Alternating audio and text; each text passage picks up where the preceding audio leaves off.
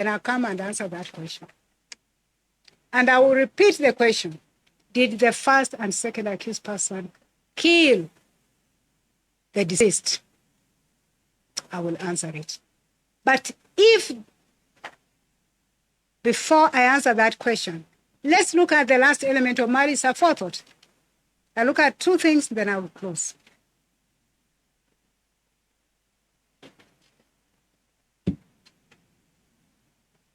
I'm sure you're wondering what is the next thing she's going to look at, so let me whet your appetite. I'll look at malice aforethought, I'll look at circumstantial evidence, then I'll close.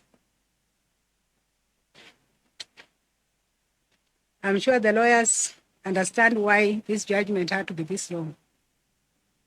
There was no option out of it. Please join me in looking at section 206 of the Penal Code. And just to save a bit of time, I will not read because I've captured it from the law.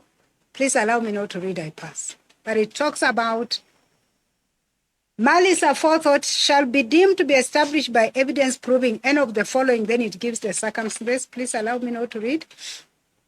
But maybe I need to just point out subsection C, an intent to commit a felony. So you'll be deemed to have had malice aforethought if your intention was to commit a felony. Now, in the instant case, what the prosecution are arguing is that even before the day of the murder, the first accused person had already started preparing, premeditation.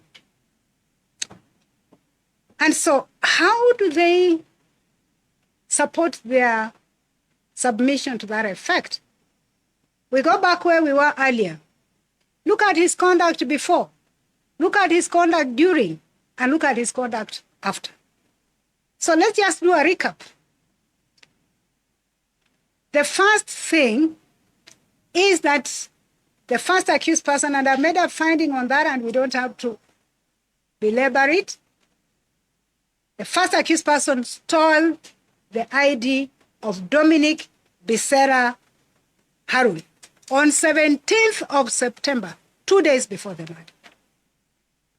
And why this court has arrived at the conclusion that he stole the ID is because of two things. One, he resides within the Royal Park Estate where the ID was stolen. Is it a coincidence? Number two, the ID was never recovered.